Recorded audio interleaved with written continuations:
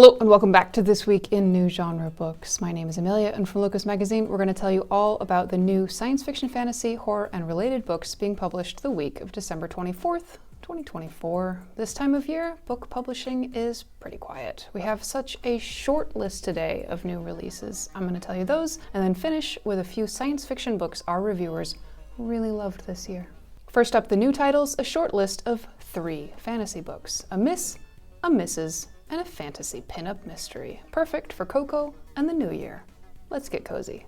From Mercedes Lackey, we have Miss Amelia's List, out from Daw in hardcover and ebook. This is a fantasy novel 17th in the Elemental Master series. In 1815, Miss Amelia Stonehold goes to the Devon town of Axminster looking to buy and staff a property and possibly find a husband. But the Honorable Captain Harold Roughtower has his eyes fixed on her fortune. His plans for her wealth include the hidden Roman temple of Glycon, where something very old and very angry still lurks. From A.K. Mulford, we have A Sky of Emerald Stars, out from Harper Voyager US in hardcover, ebook, and audio. This is a fantasy romance novel second in the Golden Court trilogy. After the long, despotic is such a good word. I know it doesn't have a nice definition, but it just sounds neat. Anyway, there's this long, despotic reign under the sorcerer's Saw-in that's finally over. Life in the Golden Court is finally rebuilding. New leadership means new beginnings, and Sadie Rotide, now a royal guard, grapples with how she'll fit into her new home amidst chaos and a kidnapping. From Traci Wilton, this is a pen name for Tracy Hall and Patrice Wilton. We have Mrs. Morris and the Venomous Valentine, out from Kensington Cozies in paperback, ebook, and audio. This is a fantasy mystery novel, 9th in the Salem B&B series. B&B owner Charlene Morris investigates the murder of a formerly famous photographer doing a Cupid-themed calendar. Her suspects? An inn full of gorgeous models. Was it Miss December? You can't trust her. I mean, she's the first suspect, isn't she? How do I know that? She's probably wearing a Santa hat and bearing a lot of skin. And as a general rule, anyone wearing a Santa hat should probably also be fully clothed. Or am I wrong about that? Tell me in the comments below.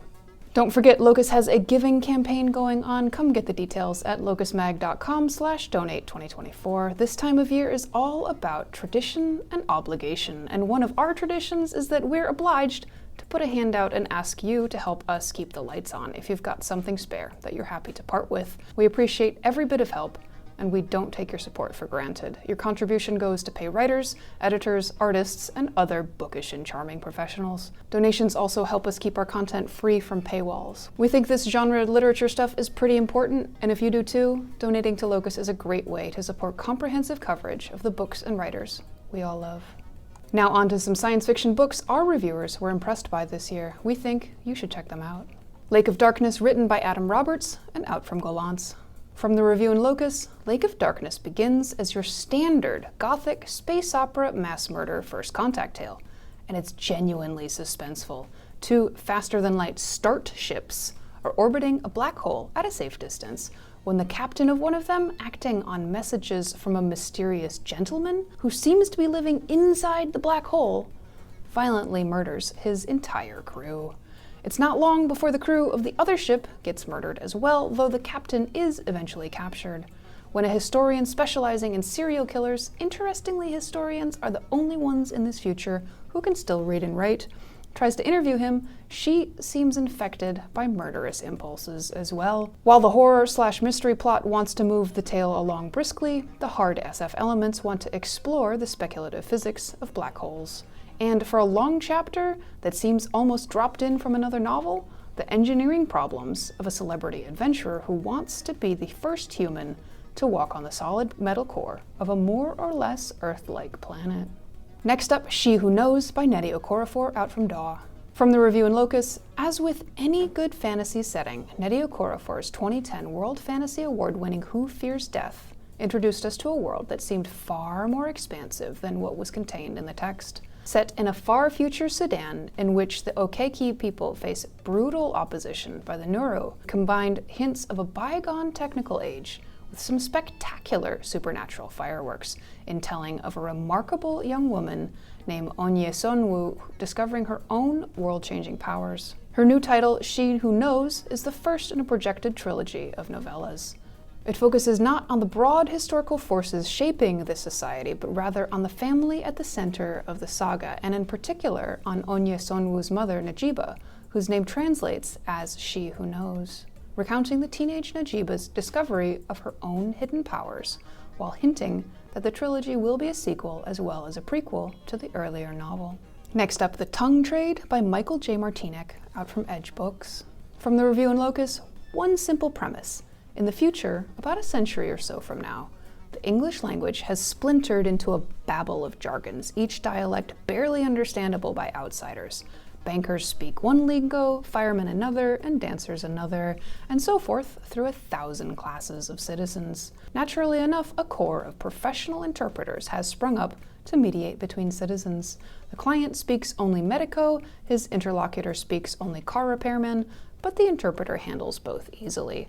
Also, like priests or psychiatrists or lawyers of old, the interpreter is forbidden by oath from divulging anything he learns during a session.